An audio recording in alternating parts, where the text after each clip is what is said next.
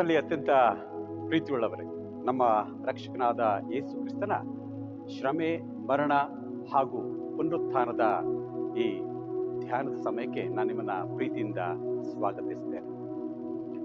ಧಾರ್ಮಿಕ ಮೂಲಭೂತವಾದ ಅಥವಾ ಧರ್ಮಾಂಧತೆ ಎನ್ನುವಂಥದ್ದು ಇತ್ತೀಚಿನ ಜಾಗತಿಕ ಪಿಡುಗಾಗಿ ಮಾರ್ಪಾಟಾಗಿದೆ. ಎಲ್ಲ ಧರ್ಮೀಯರು ಕೂಡ ತಮ್ಮ ಧಾರ್ಮಿಕ ಭಾವನೆಗಳನ್ನ ಹಂಚುವಂತ, ಬಿತ್ತರಿಸುವಂತ ಕಾರ್ಯ ಮಾಡ್ತಾ ಇದ್ದಾರೆ. ಸಮಸ್ಯೆ ಏನಂತಂದ್ರೆ ಅವರದರಲ್ಲಿ ಅತ್ಯಂತ ಸಂಕುಚಿತರಾಗ್ತಾ ಇರುವಂಥದ್ದು ಅತ್ಯಂತ ದುರಂತ ಸಂಗತಿ. ಅಕ್ಷರಸ್ಥರೇ ಧರ್ಮಾಂಧರಾಗ್ತಾ ಇರುವಂಥದ್ದು ಇನ್ನೊಂದು ದುರಂತ. ಧರ್ಮ ಮಾನವೀಯತೆಯ ಆಚರಣೆಗೆ ಎಲ್ಲರನ್ನ ನಡೆಸುವಂತ ಆದರ್ಶ ಆಗ್ಬೇಕು. ಆದ್ರೆ ಧರ್ಮ ಮತ್ತು ಧಾರ್ಮಿಕ ಪುಸ್ತಕಗಳ ತಪ್ಪಾದ ಅರ್ಥ ವಿವರಣೆ ಎಲ್ಲ ಮತದವರು ತಮ್ಮ ತಮ್ಮ ಮತದ ರಕ್ಷಕರೆಂದು ಭಾವಿಸುತ್ತಾ ತಮ್ಮ ಧರ್ಮದ ಮೂಲ ಮೌಲ್ಯಗಳನ್ನು ಮರೆತು ತಮ್ಮ ಧರ್ಮದ ಭಾವ ಬಂಧನಕ್ಕೊಳಗಾಗುವಂತೆ ಮಾಡಿದೆ. ಇದು ಇತರ ಧರ್ಮೀಯರನ್ನ ಸಂಶಯಾಸ್ಪದವಾಗಿ ನೋಡುವ ಹಾಗೂ ಭ್ರಾತೃತ್ವವನ್ನ ಮರೆತು ದ್ವೇಷವನ್ನ ಹುಟ್ಟಿಸಿಕೊಳ್ಳುವುದಕ್ಕೆ ದಾರಿ ಮಾಡಿಕೊಡ್ತಾ ಇದೆ. ಇಂತಹ ಧಾರ್ಮಿಕ ಮೂಲಭೂತವಾದ ರಾಜಕೀಯ ಶಕ್ತಿಯಾಗಿ ಧ್ರುವೀಕರಣಗೊಳ್ಳುತ್ತಿರುವಂಥದ್ದು ಮತ್ತೊಂದು ಅಪಾಯಕ್ಕೆ ನಮ್ಮನ್ನ ನಡೆಸ್ತಾ ಇದೆಯೇನೋ ಅಂತ ಅನಿಸ್ತಾ ಇದೆ. ಅಧಿಕಾರವುಳ್ಳವರು ಅಥವಾ ರಾಜಕೀಯವು ಕೂಡ ಧರ್ಮಾಂಧತೆಯುಳ್ಳವರ ಕೈಗೆ ದೊರೆತು ತನ್ನ ಅಸ್ತಿತ್ವವಾದಂಥ ನ್ಯಾಯ, ನೀತಿ, ಪ್ರಾಮಾಣಿಕತೆಯನ್ನ ಕಳೆದುಕೊಳ್ತಾ ಇದೆ. ಹೀಗೆ ಸತ್ಯದ ಆಚರಣೆ ವಿಕಲ್ಪಗೊಳ್ತಾ ಇದೆ. ಇಂದಿನ ಶ್ರಮ ಧ್ಯಾನಕ್ಕೆ ನೇಮಿಸಲ್ಪಟ್ಟಂತ ವಿಷಯ ಪಿಲಾತನ ಮುಂದೆ ಯೇಸುವಿನ ವಿಚಾರಣೆ. ಪಿಲಾತನ ಮುಂದೆ ಯೇಸುವಿನ ವಿಚಾರಣೆ. ಈ ವಿಷಯಕ್ಕೆ ಸಂಬಂಧಪಟ್ಟಂತ ಪರಿಚ್ಛೇದಗಳು ಯೋಹಾನ್ ಬರೆದಂತ ಸುವಾರ್ತೆ 18ನೇ ಅಧ್ಯಾಯ 28ರಿಂದ, ಮತ್ತಾಯನ್ ಬರೆದಂತ ಸುವಾರ್ತೆ 27ನೇ ಅಧ್ಯಾಯ 11ರಿಂದ 26ನೇ ವಚನ, ಮಾರ್ಕನ್ ಬರೆದಂತ ಸುವಾರ್ತೆ 15ನೇ ಅಧ್ಯಾಯ 1ರಿಂದ 15, ಲೂಕನ್ ಬರೆದಂತ ಸುವಾರ್ತೆ 23ನೇ ಅಧ್ಯಾಯ ಮತ್ತು 1ರಿಂದ 25ರಲ್ಲಿ ನೀವು ಕಾಣಬಹುದು. ನಾನಿಲ್ಲಿ ನಮ್ಮ ಇಂದಿನ ಧ್ಯಾನಕ್ಕೆ ಯೋಹಾನ್ ಬರೆದಂತ ಸುವಾರ್ತೆ 18ನೇ ಅಧ್ಯಾಯ 28ರಿಂದ 38ನ್ನೇ ಆಧಾರವಾಗಿಟ್ಟುಕೊಂಡಿದ್ದೇನೆ. ಕೆದ್ರೋನ್ ಹಳ್ಳದ ಆಚೆಗಿರುವಂತ ಗೆತ್ಸೆಮನೆ ತೋಟದಲ್ಲಿ ಯೇಸುವನ್ನ ಬಂಧಿಸಿದಂತ ಮಹಾಯಾಜಕರು ಮತ್ತು ಫರಿಸಾಯರು ಆತನನ್ನು ಅನ್ನನ ಬಳಿಗೆ ವಿಚಾರಣೆಗೆ ಕರೆದುಕೊಂಡು ಹೋಗ್ತಾರೆ. ಇಲ್ಲಿಂದಲೇ ಯೇಸುವಿಗೆ ಅನ್ಯಾಯದ ವಿಚಾರಣೆ ಪ್ರಾರಂಭ ಆಗ್ತದೆ. ಮಹಾಯಾಜಕ ಕಾಯಫ ಮಾಡಬೇಕಾಗಿದ್ದಂತ ವಿಚಾರಣೆಯನ್ನ ಆತನ ಮಾವನಾದ, ಹಿಂದೆ ಮಹಾಯಾಜಕನಾಗಿದ್ದಂತ ಅನ್ನ ವಿಚಾರಣೆ ಮಾಡ್ಲಿಕ್ಕೆ ತೊಡಗಿಸ್ತಾನೆ. ಇದನ್ನ ಕಂಡು ಯೇಸು ಪ್ರತಿಭಟಿಸುವಂಥದ್ದನ್ನ ನಾವು ಈ ವಾಕ್ಯ ಭಾಗದಲ್ಲಿ ಗಮನಿಸುತ್ತೇವೆ.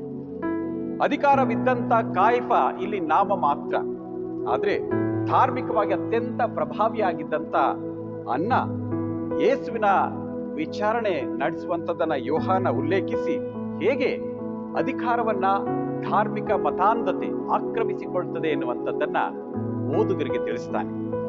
ರಾತ್ರಿಯಲ್ಲಿ ಯೇಸುವಿನ ವಿಚಾರಣೆ ನಡೆಸಿರುವಂಥದ್ದೂ ಕೂಡ ಒಂದು ಅನ್ಯಾಯದ ಪರಮಾವಧಿ. ಶುಕ್ರವಾರ ಬೆಳಿಗ್ಗೆ ಯೇಸುವನ್ನ ಪಿಲಾತನ ಬಳಿಗೆ ಕರೆದೊಯ್ತಾರೆ. ಯಾರೀ ಪಿಲಾತ?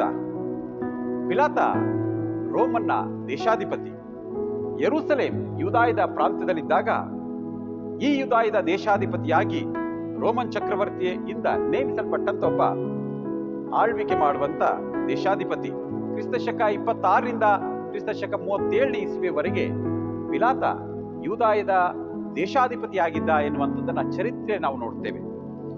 ಧರ್ಮಾಂಧರಿಂದ ವಿಚಾರಣೆಗೆ ಒಳಪಟ್ಟು ಅಪರಾಧಿ ಎಂಬುದಾಗಿ ಪರಿಗಣಿಸಲ್ಪಟ್ಟಂತ ಯೇಸು ಈಗ ರಾಜಕೀಯ ಭ್ರಷ್ಟನ ಕೈಗೆ ಸಿಕ್ಕಿ ಹಾಕಿಕೊಳ್ತಾನೆ. ಈಗ ರಾಜಕೀಯ ಭ್ರಷ್ಟನ ಕೈಗಳಲ್ಲಿ ವಿಚಾರಿಸಲ್ಪಡುವುದಕ್ಕೆ ಆತ ಪಿಲಾತನ ಮುಂದೆ ನಿಂತಿದ್ದಾನೆ. ಹೀಗೆ ಧರ್ಮ ಮತ್ತು ರಾಜಕೀಯ ಯೇಸುವಿನ ವಿಚಾರಣೆಯ ದೃಷ್ಟಿಯಿಂದ ಅತ್ಯಂತ ದುರಂತಮಯವಾದಂತ ಒಂದು ಘಟನೆ ಆಗಿದೆ. ಆಧ್ಯಾತ್ಮಿಕ ಶಕ್ತಿಯಾಗಿರ್ಬೇಕಾಗಿದ್ದಂತ ಯೆರೂಸಲೇಮ್ ಮತ್ತು ಜಾಗತಿಕ ರಾಜಕೀಯ ಶಕ್ತಿಯಾಗಿದ್ದಂತ ರೋಮನ್ ಚಕ್ರಾಧಿಪತ್ಯ ಯೇಸುವನ್ನ ಶಿಕ್ಷಿಸುವುದಕ್ಕೆ ಪರಸ್ಪರ ಪೂರಕವಾಗಿ ವರ್ತಿಸಿದ್ದು ಸತ್ಯದ ವಿರುದ್ಧ ಹೋರಾಟಕ್ಕೆ ನಿಂತಂತೆ ಕಾಣ್ತಾ ಇದೆ. ಯೋಹಾನ 1ನೇ ಅಧ್ಯಾಯದಲ್ಲಿ 10-11ನೇ ವಚನದಲ್ಲಿ ಲೋಕವು ಆತನನ್ನ ಅರಿಯಲಿಲ್ಲ ಎಂಬುದನ್ನ ಬಹಳ ಸ್ಪಷ್ಟವಾಗಿ ಮೊದಲೇ ಹೇಳ್ತಾನೆ. ಅದನ್ನು ಇಲ್ಲಿ ಉಲ್ಲೇಖಿಸುವಂಥದ್ದು ಇಷ್ಟೋ ಒಳ್ಳೆಯದು. ಪಿಲಾತನ ಮುಂದೆ ಆಗುವಂತ ಯೇಸುವಿನ ವಿಚಾರಣೆ ಗಂಭೀರವಾದಂಥದ್ದು.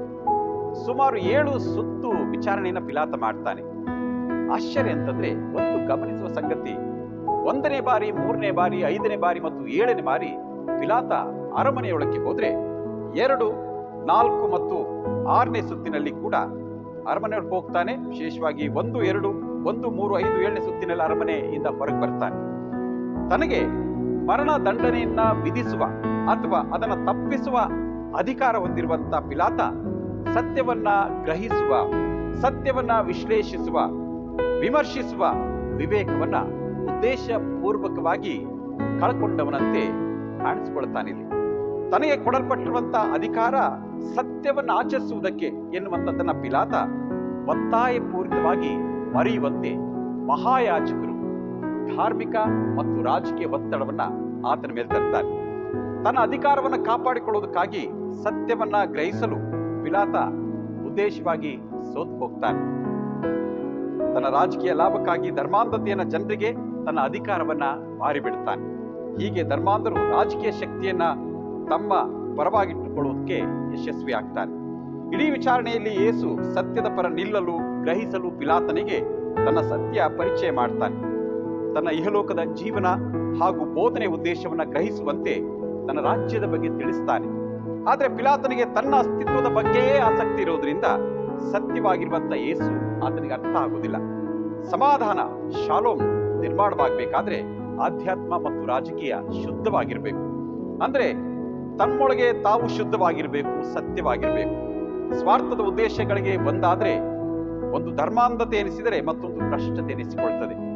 ಆಗ ಸತ್ಯಪರ ಅವು ನಿಲ್ಲಲಾರವು. ಸತ್ಯದ ಪರ ನಿಲ್ಲದಿದ್ದರೆ ದೇವರ ಈ ಲೋಕ ಮತ್ತೆ ಮತ್ತೆ ಪಾಪದ ಕೂಪಕ್ಕೆ ತಳ್ಳಲ್ಪಡುತ್ತಲೇ ಇರ್ತದೆ. ಆದ್ರಿಂದ ಯೇಸು ನಾನೇ ಸತ್ಯ ಎಂದೆಂತಾನೆ. ದೇವರಿಂದ ದೇವರಾಗಿ ನಮ್ಮೆಲ್ಲರಿಗೋಸ್ಕರ ನಮ್ಮ ಮಧ್ಯೆ ವಾಸ ಮಾಡಿದ ದೇವರನ್ನ ಗ್ರಹಿಸಬೇಕಾದ್ರೆ ಸತ್ಯವಾಗಿರುವಂತ ಯೇಸುವನ್ನ ನಾವು ನೋಡ್ಬೇಕು. ಧರ್ಮಾಂಧರ ದೃಷ್ಟಿಗೆ, ರಾಜಕೀಯ ಭ್ರಷ್ಟರ ದೃಷ್ಟಿಗೆ ಸತ್ಯವಾಗಿರುವಂತ ಯೇಸು ಗೋಚರಿಸಲಾರ. ಆದ್ರಿಂದಲೇ ಪಿಲಾತ ಯೇಸುವನ್ನ ಸತ್ಯ ಎಂದ್ರೆ ಏನು ಎಂದು ಕೇಳುತ್ತಾನೆ. ಸತ್ಯವನ್ನ ಗ್ರಹಿಸಲಾರದವ ಸರಿಯಾದ ತೀರ್ಪು ನೀಡಲು ಅಸಮರ್ಥನೆ ಸರಿ. ಪಿಲಾತನ ವಿಚಾರಣೆ ಸತ್ಯದ ಪರವಾಗಿರದೆ ಸ್ವಾರ್ಥ ಸಾಧನೆಯ ಪರವಾಗಿರುವುದು ಮತ್ತೊಂದು ದುರಂತ.